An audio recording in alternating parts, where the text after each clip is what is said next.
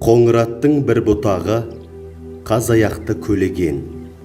Қазақ дәстүрлі қоғамының рулық тайпалық құрылымы халқымыздың генетикалық кодын айғақтайтын табиғаты өте күрделі мәдени әлеуметтік құбылыс. Қазіргі кезге дейін қазақ ру тайпалық құрылымының иерархиясында өз орны айқындалмай келе жатқан бір қатар рулар бар. Солардың бірі Қоңырат тайпасының қаз аяқты көлеген руы. Қазақтың жүзге кірмейтін рулары қатарында аталып келген бұл этникалық топтың этногенезін айқындап, қазақ қоғамындағы атқарған рөлі мен ру тайпалық түзілімдегі орнын нақтылау, этникалық тарихымызды түгендеудің әрекеті. Қазіретәлі Тұрсын, профессор, тарих ғылымдарының докторы. Қаз аяқты көлегендердің шығу тарихы. Бірінші бөлім. Сан ғасырлар бұрын Қоңырат руының құрамында болған, бұл күндері жүзге кірмейтін рулар қатарына жататын қаз аяқты көлегендер туралы сауал көп. Солардың ішінде көпшілікті көп толғандыратыны, Қоңырат руы мен қаз аяқты көлеген руының арасында қандай нақты байланыс бар? Олар тарихта бір-бірінен қалай ажырап қалған? Міне бұл сауалдардың анық жауабы ғасырлардың тасасында қалып, бүгінгі таңға дейін көзден де көңілден де көмескіленіп келген еді. Алайда қазақтың дәстүрлі ауызша тарихындағы қаз аяқты көлегендер жайлы түрлі құнды шежірелік деректер мен жыр аңыздарды, тарихи мекендер мен тұлғаланған батырларды терең зерттеп жүрген белгілі тарихшы профессор Қазіретәлі Тұрсын осынау этникалық топтың түп тамырын Қоңырат руынан таратуға толыққанды ғылыми негіз бар дейді. Алтын Орданың билеушісі Өзбек ханның тұсында қазақтың рулық тайпалық құрылымына үлкен реформа жасалынды. Осы реформа бойынша Қоңыраттың түп атасы болып Нағанай бек белгіленді. Сөйтіп сол Қоңырат кімнің Нағанай бектің иелігіндегі ұлысындағы елдің барлығы Қоңырат аталды.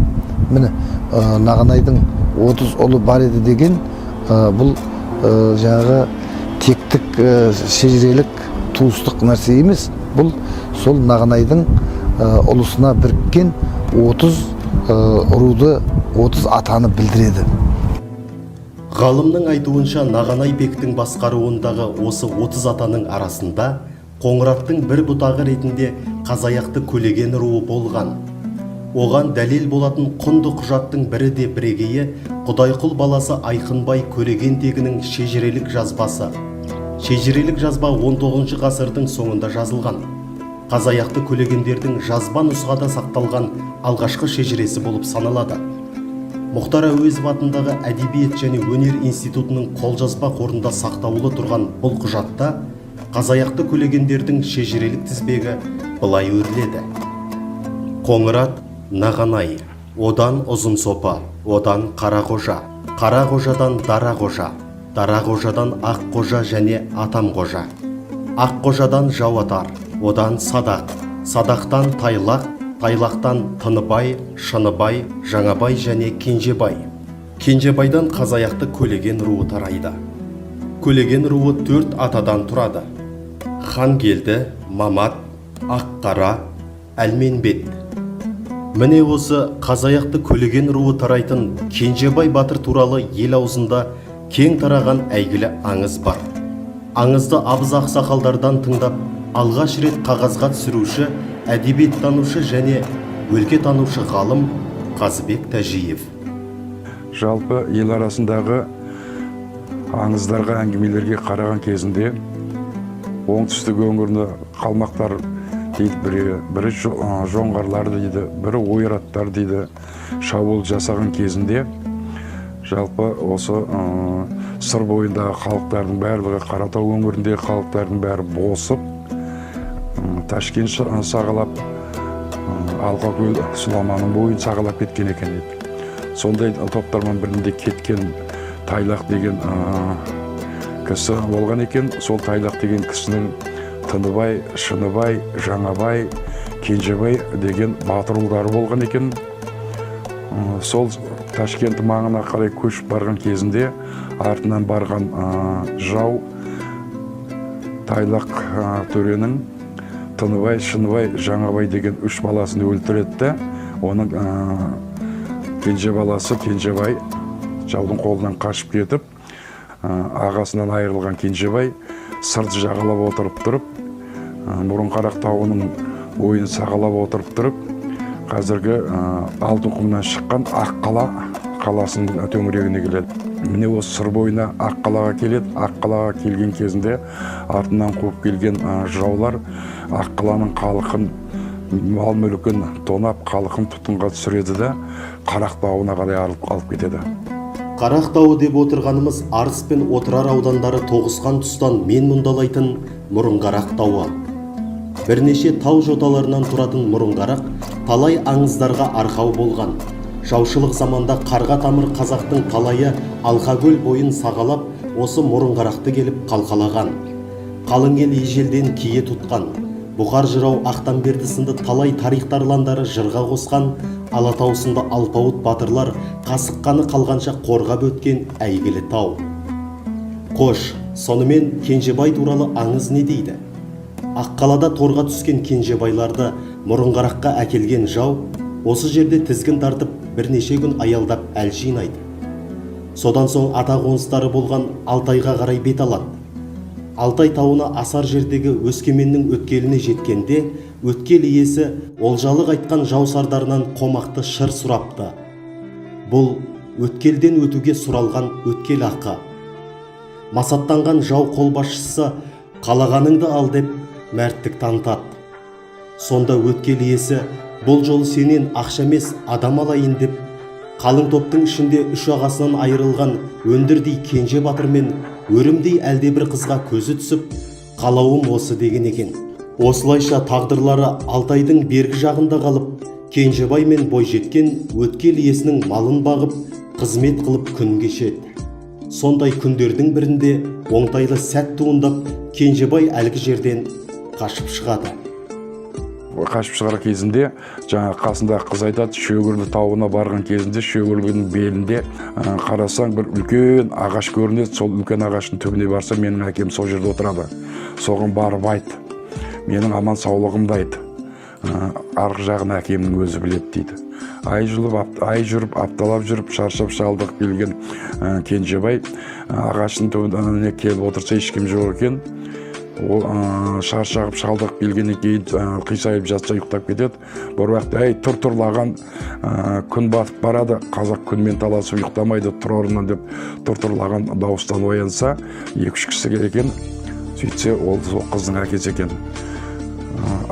Қыздың әкесі екен біліп, қыздың сәлемін айтып, жағдайын айтып, 2-3 күн үйіне апарып тұрып, ас суын беріп, әлдендіріп алған екен барып тұрып, Кенжебайға айтады: сен барар жеріңді білесің, қай жерде екенімді білесің. Басшы болып барып, 3-4 жігітті қасыңа қосайын, ат тонымызды, шапанымызды, ақымызды берейік, мен қызымды алып кел дейді. Содан Кенжебай барып, ат тон шапанын беріп, айыбын беріп, қызды алып келген екен. Қызын алып келгенге қатты қуанған әлгі кісі үлкен елге қызының қуанышында той береді да, тойдың соңында өзінің қызын енді аман қалуы, сау қалуы осы сенің арқаң. Сондықтан мен қызымды саған ризашылықпен некеледім дейді. Сол некеленген қыздан Көлеген ұрпағы тараған екен деген ел аузында аңыз бар, әңгіме бар. Қазыбек Тәжиев бұл аңызды күллі оңтүстік жерінің тарихына арналған 311 томдық Қазыналы оңтүстік кітабының 22 томында баяндайды. Қазыналы оңтүстік әйгілі ғалым Мекемтас Мырзахметұлының басшылығымен жарық көрген томдар топтамасы. Осынау тарихи топтамада аңызбен қатар Кенжебай баба туралы ел аузынан жазылып алынған мынадай деректер бар. Кенжебай бабаны Қазаяқты Көлеген немесе Қоңырат Қазаяқты Көлеген деп те атайды. Жалпы Кенжебай батыр Көлеген руы тарайтын әйгілі әулие адам. Міне осы аңыз бен дерек архивтен табылған Айқынбай Құдайқұлұлының шежіресіндегі мәліметтермен де сәйкес келеді.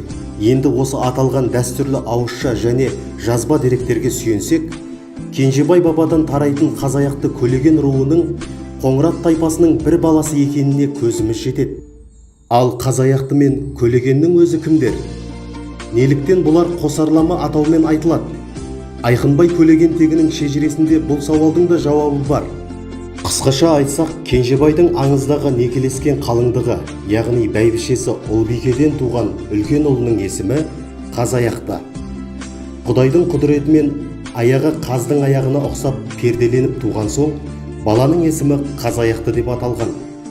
Жүргенде қасына кісі жақындауға қаймығатын батыр тұлғалы жігіт болған. Ал Көлегеннің шын есімі Үмбетхан. Ол Кенжебайдың тоқалы Ұлпаннан туған екінші ұл. Үмбетхан да ағасына ұқсап батыр, жау жүрек болып өседі. Жастайынан аңшылықты кәсіп етіп, сыр бойындағы бөлініп қалған көлдер мен тоғайларды өзгелерден қорғап иелік етіп жүрген. Өзінің мекендейтін шағын аралы да болған.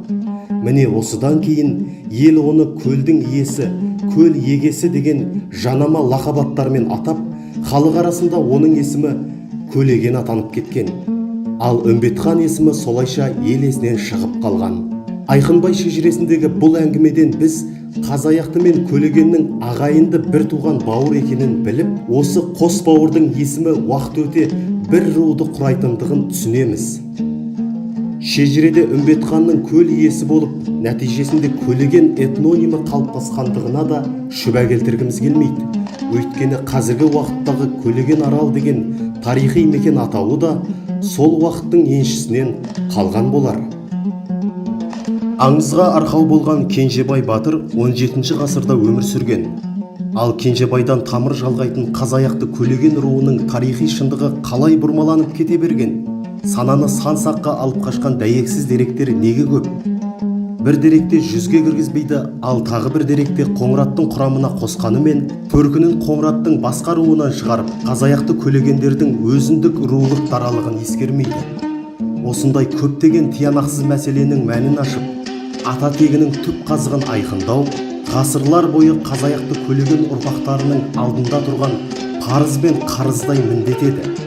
Бүгінде сол парыз бен қарызды өтеу мақсатында Істілеу Оспан Нышанұлы бастаған Көлеген руының пайымы терең, парасаты биік азаматтары ата тегінің тарихи бейнесін таныту жолында көп жылдан бері жан аямай еңбек етіп келеді. Көлеген руының ертедегі атақоныс мекені Арыс ауданы Байырғы елді мекені мен Тақыркөл екі қалашығы. Тақыркөл екі қалашығының қақ ортасында Көлегеннің түп атасы болған бабамыз Кенжебайдың кесенесі орнатылған. Тақыркөл екі қалашығы мемлекет қорғауында. Онан соң Тақыркөл бір қалашық төңірегінде Көлеген аралы, кейін Көлегеннің төрт атасы Қангелді, Мамат, Аққара, Әлметұллардың ескі орындары бар. Археологтардың айтуы бойынша осы ескі орындар 2-3 ғасыр көлемінде жерленген дейді. Осы аталған Тақыркөл Кенжебай батырдың кезінде Қазаяқты Көлегендерге атақоныс болған. Бұл шамамен 17 ғасырдың алғашқы жартысы. Тұран даласының біраз бөлігінде ізі қалғанмен, түп атасы Кенжебай мен одан тарайтын төрт ата Қангелді, Мамат, Аққара, Әлменбет аталардың ежелгі ескі қорымдары бар Тақыркөлді Қазаяқты Көлеген руының өсіп өрбіген қара шаңырағы деуге болады. Қазақ ру тайпаларының құрылымы туралы зерттеген Шмидт өзінің 1922 жылғы жазбаларында да Қоңыраттың жандар руымен бірге өмір сүрген Қазаяқты Көлегендердің мекен еткен қыстауын Тақыркөл деп көрсеткен. Мына оңтүстік Қазақстан облысы Арыс ауданы Сырдарияның сол бетінде, Сырдария өзені анау жатыр. Осы жер Тақыркөл. Тарихтарда да жазылған, Сырдарияның қияр жерінен бастап неге дейін Қоңыраттарды соның ішінде Көлегендер руы жерде отырған деген тарихи деректер жазылып тұр, кітаптар тарихында жазып кеткен. Қазаяқты Көлегендердің атамекен жайлы шежірелік жадын Нышанбай Балғынбаев мынадай өлең жолдарымен өрнектейді. Арнаймын мен жырымды Тақыркөлім, аталған Көлеген деп менің елім. Үлкендер қатар құрбы ойланыңдар, Тақыркөл, Айдарлы көл шыққан жерің. Тақыркөл туған жерім кіндік кескен, Кенжебай ата бабаң сонда өскен. Көкорай саз, кең жайлау сырдың бойы, ел жұртым жерін тастап қайда көшкен. Заманалар көшінен сырақтарып тұрған бұл күнде талай өзгеріске енген тарихи мекенді қастерлеп сақтауға, зерттеуге Қазаяқты Көлеген елінің ұрпақтары көпшілік болып жұмылуда.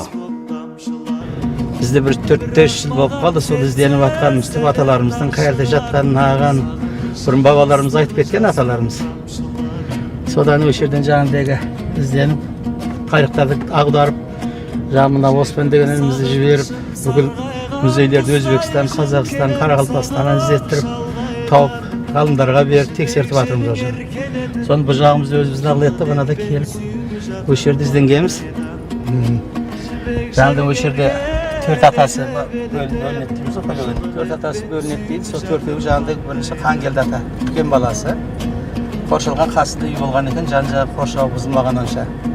Сол қоршайыққа деген ниетіміз бар. Бұрын Көлеген аралымыздан кейін Советтен Арыс ауданының жері болған екен, олар той аралды атап кеткен бұл жерде. Оны енді қазір жұмыс жүріп жатыр, ол уже болып қалған болу керек. Жаңағыдай Түркістанда орман шаруашылығы осының несіне карта жазғанбыз, деректерін бергенбіз сұраған деген. Соның болды деген картаға түсіп қалу керек, картасы қайтадан шығу керек, Көлеген арал деген. Сырдариядан Көксарайға тартылған су арнасы Тақыркөл 2 қалашығынан өтеді. Осы тұста Қазаяқты Көлегеннің түп атасы Кенжебай бабамызға қатысты тағы бір аңызға бергісіз, айтпай кетуге болмайтын ерекше оқиға бар. Тақыркөл 2-де біздің бабамыз, Кенжебай бабамыз жатыр, сол қаланың ішінде орналасқан. Дарияның бойы ғой. Дарияның бойы, дариядан мына жағынан қазір канал қазды ғой неменеге. Көксарайға соның қасында жатыр. Оның табыр тарихы дерек өксінің әулие белгілі адам болған. Келіп жерге Честен келіп жұмыс жүргізіп жақындаған кезде, бір полковник кісі Честен десе сол бастаған сонда жақындағанда айтқан бір ақсақал түсіне аян берген. Балам, мен соның астында қала берем бе деген. Оны ана жігіт ойланып байқап енді орыс мінезді военный адам болған. Кейіннен екінші рет түсіне кірген. Осында мен соның астында қалам ба балам деген ойланып, тоқтабай бұл жерде кім жатыр деп іздестіріп сұрастырып, Сәтбай ағамыз президент еді, сол кісі шығып, осында Кенжебай бабамыздың атамыз болады осында деген екеннен қайтадан ана жаққа барып, айтып осында екен. Bu yerде әулие адам жатыр екен деп нені бұздырып, өзі кейін айтты, бұздырып, айландырып, су бармайтын қылып жаңағыдай плитаменен жол каналды істеп, кейін біткен екен жаңағы темірменен қоршап жаңағыдай жет. Сөйтіп жерге мал сойып Құран оқып кетті. Жаңағыдай осының әулиелігін, елдің несі о белгісі біленді. Әуелі жаратқан Алланың құдіретімен дейік. Кенжебай бабаның аян беруі арқылы су астында қалуға шақ қалған баба бейіті осылайша аман сақталып қалған. Қазаяқты Көлеген елінің түп атасы жатқан кесенеге, аңызға айналған абызға тағзым ете бардық. Осында жаңа айттық біз, басында болдық, Көлеген аралда болдық, есік орындарымыз бар, Қангелді, Мамат, Аққара Әлімбет. Солардың түп атасы Кенжебай бабамыздың кесенесі. Кенжебай бабамыздың кесенесі 1992 жылы құрылған. Ағайындардың бас қосуымен. Көлегенде жиналып бас қосып, көп ақсақалдарымыз қазір көбісі кетіп қалды.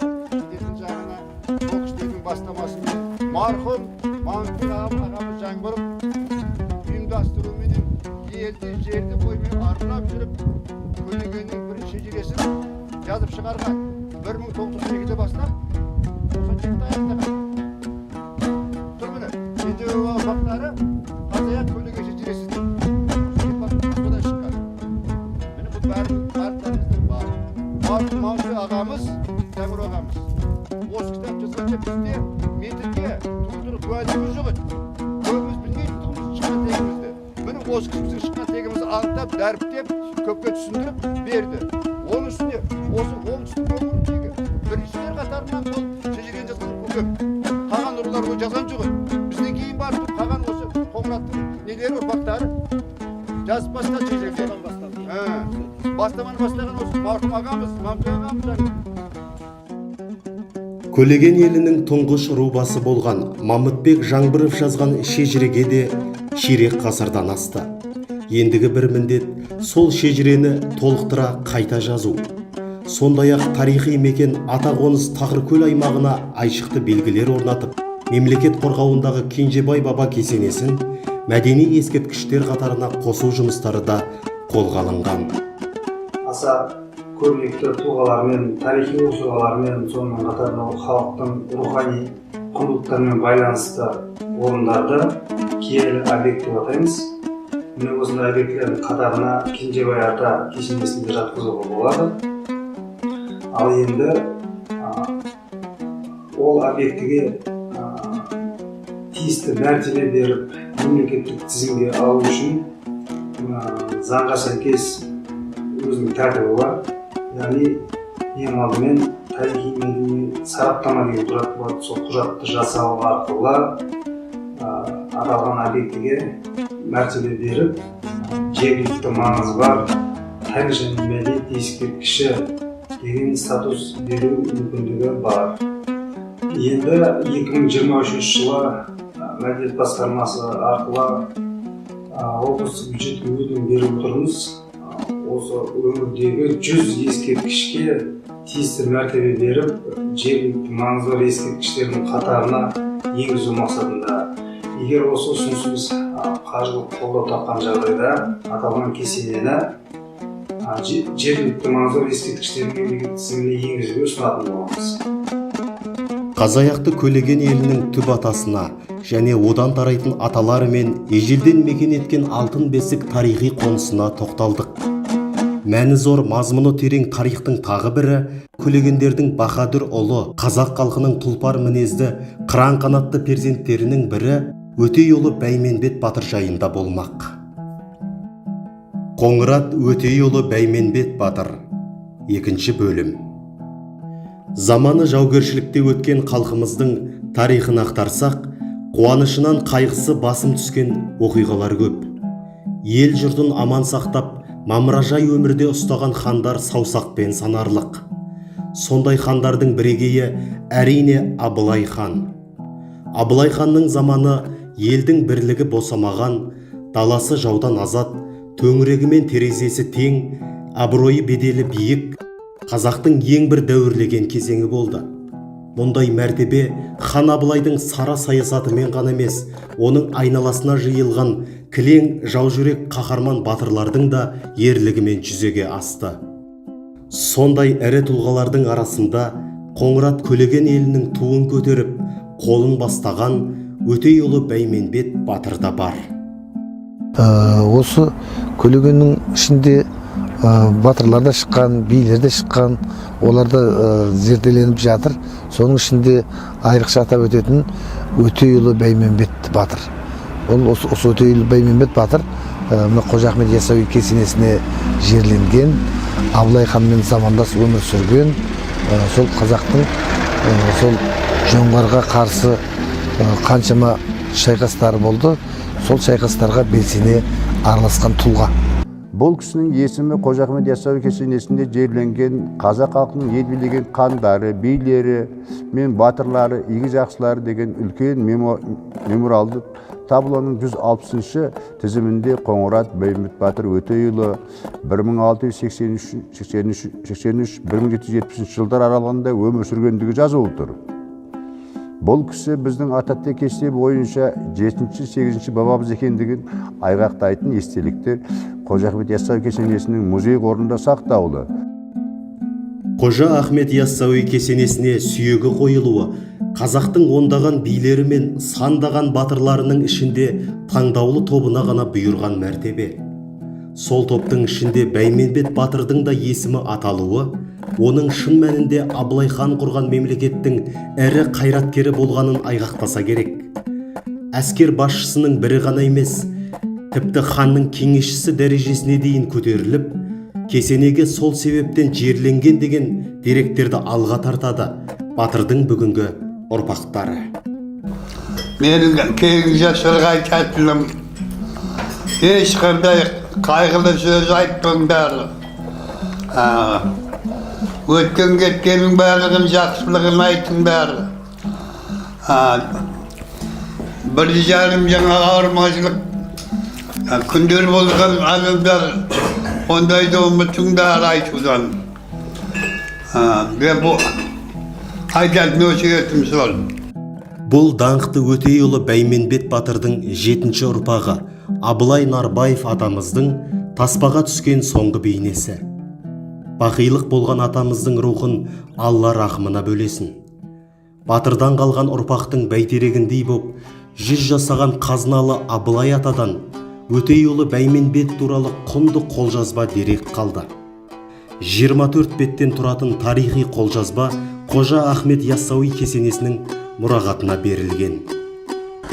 Енді мен бала кезімде өзімнің атамнан, әжемнен естіген әңгімелері бойынша естігенімді айтайын.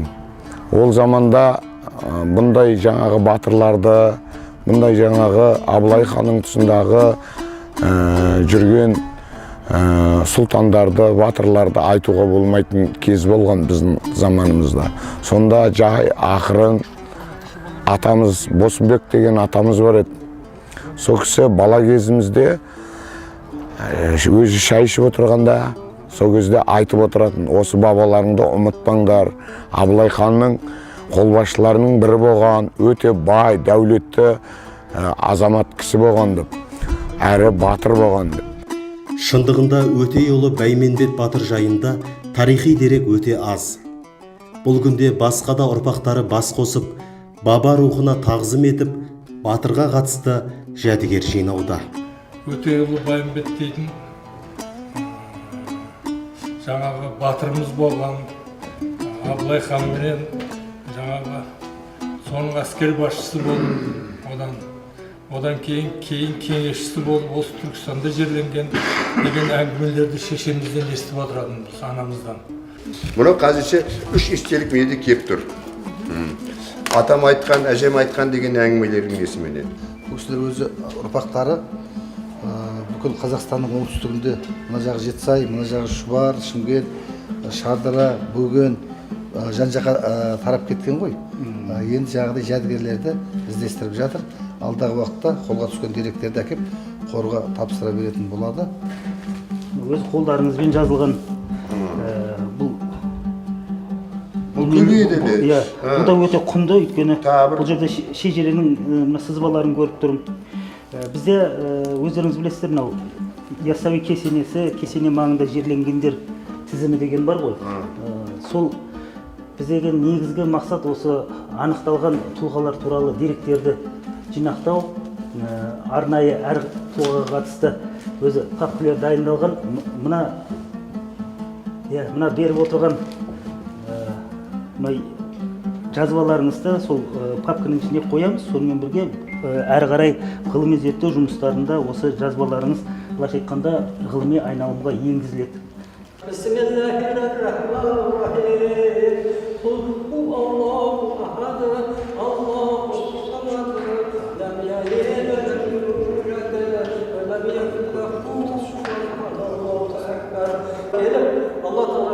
Өзінің басына келіп зиярат етіп есептеп осы соғықты аталарымыздан нәсіп ет. Құрметті ағайындар, мынау кесененің ішіндегі кіші Ақсарай деген бөлмесі. Осы кесененің ішіне жерленгендердің барлығының сүйектері осында жатыр. Енді ремонт жүргізілген, реставрация жүргізілген кезде бұл 3 метр тереңдікке дейін мынау орта қазылды. Соның ішінде шыққан сүйектер алынып, жеке-жеке сақтанып қойылған.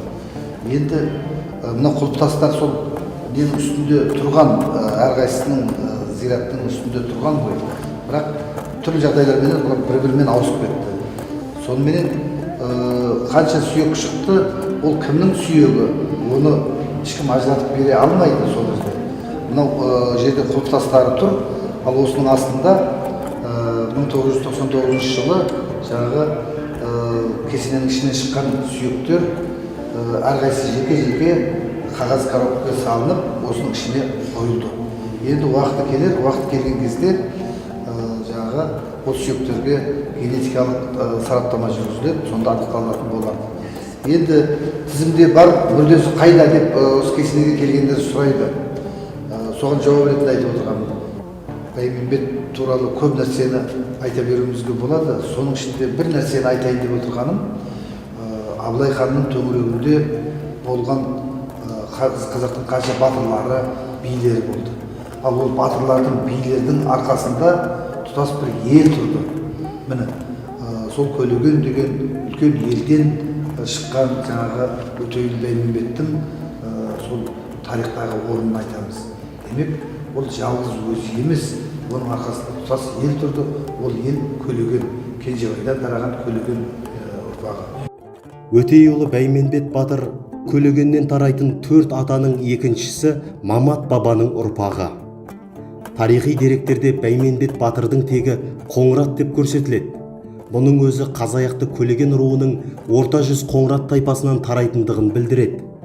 Ал Бәйменбет батыр туралы нақты сүбелі тарихи жазба деректерді қайдан іздеп табуға болады? Дәстүрлі қоғамда ауызша деректен басқа, тарихи жыр аңыздардан басқа жазба ештеңе қалған жоқ қой. Ал осы бүкіл қазақтың жерін түгел аралаған Мәшһүр Жүсіп Көпеев деген үлкен шежірешіміз болды. Соның 20 том қолжазбасы 20 том болып жарыққа шықты. Ал оның әлі жарыққа шықпай жатқан қаншама том қолжазбасы жатыр.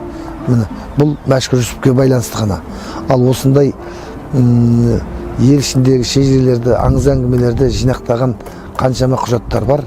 Осылардың барлығы жағы ақтарылып, тексеріліп қарағанда, оның ішінде біздің рулық құрылымымызға нақтылық беретін деректер табылып қалады деп ойлаймын мен.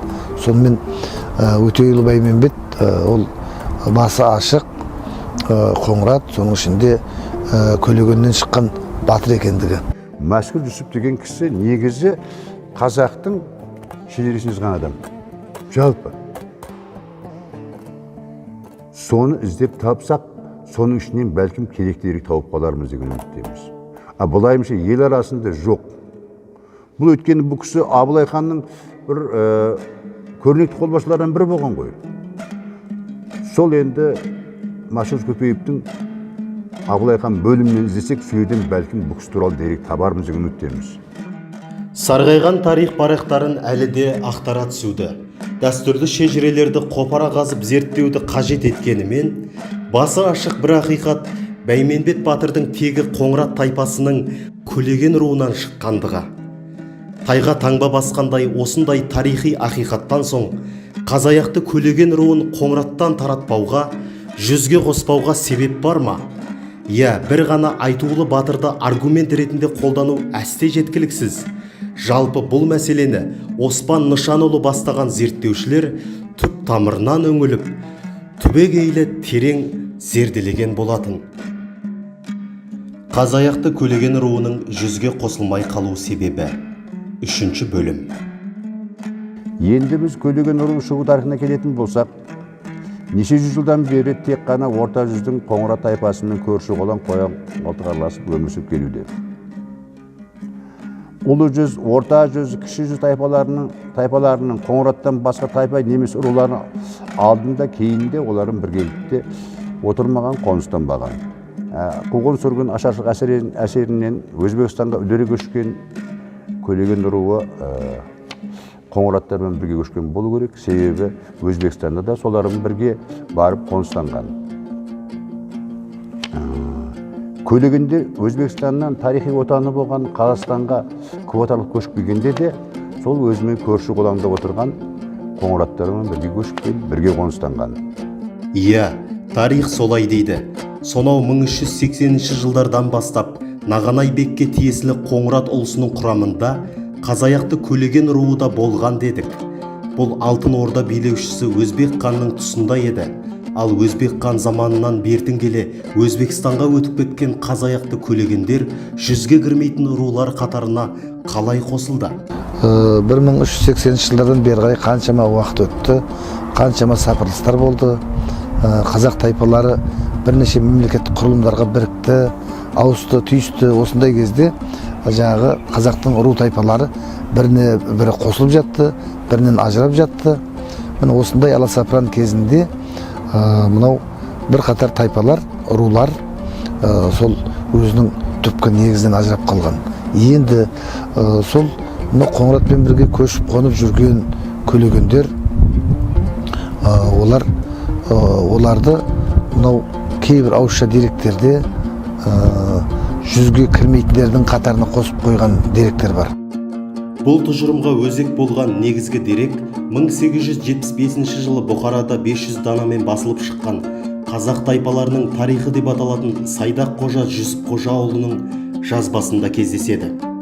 1875 жылы басылып шыққан Сайдақ қожа Жүсіп Қожаның шежіресінде Қожа, Төре, Төлеңгіт, Сунақ, Көлеген, Маңқытай, Қараша, Қырғызал рулары қамтылған. Енді бұл жерде айта кететін нәрсе Қожа, Төре, Төлеңгіттердің халық арасында атқаратын міндеті миссиясы болған. Ал қалғандарында ондай миссия болмаған. Сонда 22 осы ұлттан 20 рулардан 22 атаны жүзге кіргізбей қойған. Соның ішінде Көлегендер де бар. Қырғызалы, Қараша, Маңқытай, Тәжі-тобықтылар ұлы жүздерден де бар. Жүзге кірмейді деп жазған жаңды. Оның жазған себебі кейіннен жазушылар, тарихшылар оған түсініктеме берді. Жаңдегі Ташкент жақын 1725 жылы көші мысалы сояға. 1850 жылда өткенде жаңағыдай жергілікті халықтармен жаңағыдегі сіңісіп солардың тілін нағаннан кейін өзбекленіп кеткен екен, біздер соғдылардан әкеп шығарғанда, сарттардан әкеп шығарған жаңағыдай. Бірақ оны кейін тарихшылар оны дәлелдеп, біздің кәдімгі толық қазақтың несін тәртібін ұстайтынымызда түміз қазақ екен жазылды ол. Деректер анықталды. Осы орайда тарих ғылымдарының докторы профессор Қазіретәлі Тұрсын Қоңыраттың бір бұтағы қазаяқты Көлеген атты көлемді ғылыми зерттеу мақаласын жазғандығын, солайша бұл мәселенің тарихи шындығын ашуға үлкен еңбек сіңіргендігін айта кетуіміз керек. Тарихшы ғалым аталмыш мақаласында Сайдақ қожа Жүсіп Қожаұлының Көлегендер қазіргі жеке халық сарттардан, соғдылардан тараған отырықшы халық. Олар бертін келе түрік тілді қазақ ұлысымен араласып кеткендіктен бірінен бірін ажырату қиын.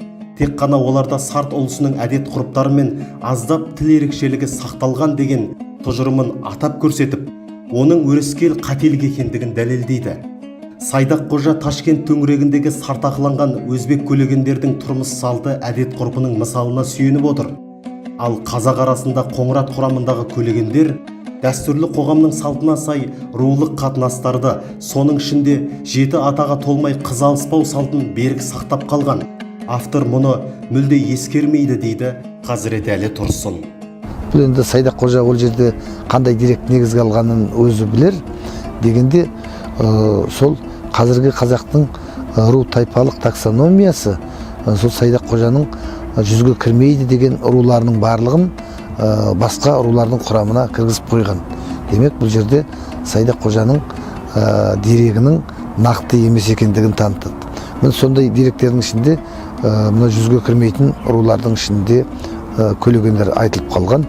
Енді Көлеген деген өзі мынау қарақалпақтардың құрамында ата деңгейінде бар. Ру емес, тайпа емес, ата деңгейінде Көлеген деген ата кездеседі. Көлеген деген жер су атауы кездеседі Қарақалпақ жерінде.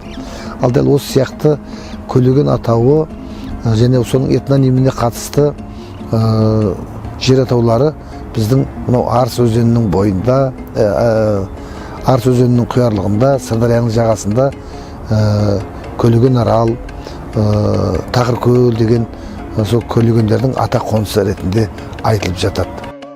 Сайдақ қожаның жазбасында жүзге кірмейтін рулар қатарында аталатын Маңғытай, Қырғызалы және Қараша рулары бүгінгі таңда Қоңыраттың көтенші атасының белді өкілдері болып саналады.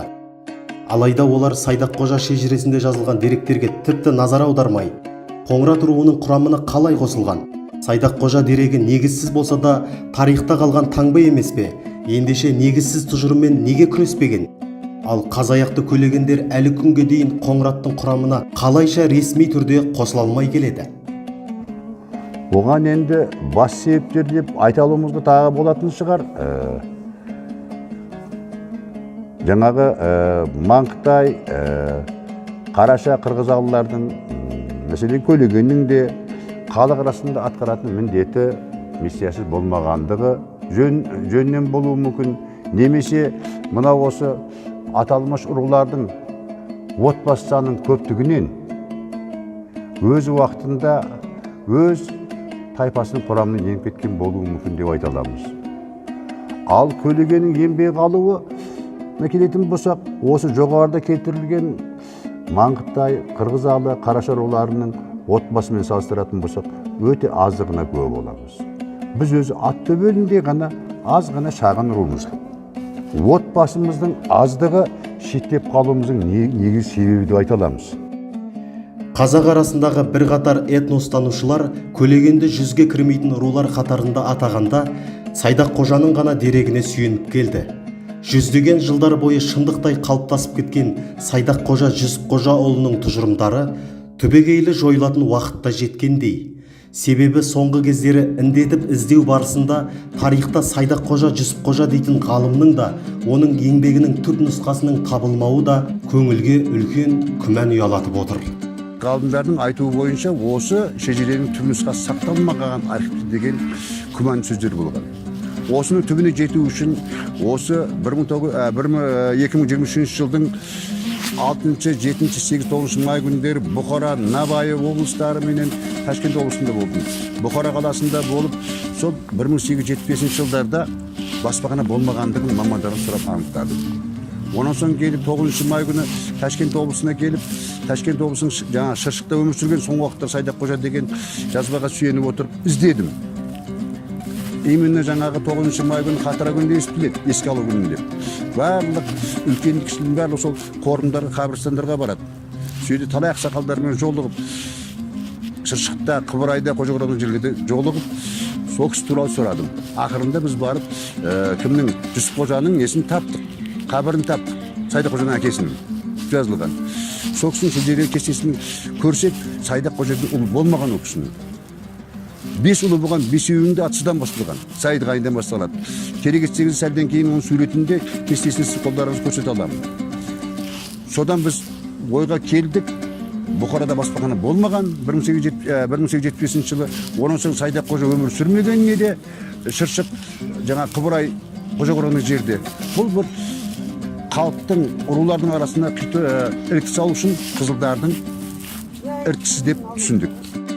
Енді Сайдақ Қожа тұжырымына керісінше, Қазаяқты Көлеген руын жүзге кірмейтіндердің қатарында қарастырмайтын ғылыми еңбектер өте көп. Мысалы, жоғарыда Қазыналы оңтүстік кітабын айтып кеттік. Сонымен қатар Қоңырат тайпасының шежіресі кітабында, Түркістан облысының киелі жерлерінің географиясында, 4 тілге аударылған Түркістан руханият бесігі атты өлкетану энциклопедиясында және Жомарт Жеңістің Қоңыраттар Мөдеден Едігеге дейін атты кітабында Қазаяқты Көлегендердің Қоңырат тайпасының құрамында болғандығын, олардың жазғы және қысқы қоныстарының ортақ екендігі, Кенжебай бабаның тегі Қоңырат екендігі сияқты тарихи шындықты қуаттай түсетін деректер көп. Мұндай еңбектер мұнымен шектелмейді. Қазақстан ғылым академиясы жанындағы Шоқан Уәлиханов атындағы тарих және этнология институты мен Россия ғылым академиясының археология және этнография институтының біргелікте жазған үлкен көлемді еңбегі бар. Инкорпорированный и вынужденный в составе казахов 18-20 века деген 416 беттік үлкен монография. Осы монографияда жүзге кірмейтін рулар қатарында Көлеген руы қарастырылмаған. Онан соң жаңадан жазылып атқан 7 томдық Қазақстанның тарихы ертеден бүгінгі дейін деген. Соның 3-ші томы қазақ хандығы мен қазақ жүздері туралы баяндалады 3-ші томында. Сол томда да Көлеген руын жүзге кірмейтінде арасында қарастырылмаған. Сонымен Қазаяқты Көлегендердің түп төркіні Қоңырат тайпасынан шығатыны аз айтылған жоқ. Алайда саны аз Қазаяқты Көлегендер Қоңыраттың нақты қай тармағынан тарайды. Енді Қоңыраттан Көтерінші көктің ұлы деген үлкен тармақ тарайтын болатын болса, Көлегендер қайсына кіруі керек?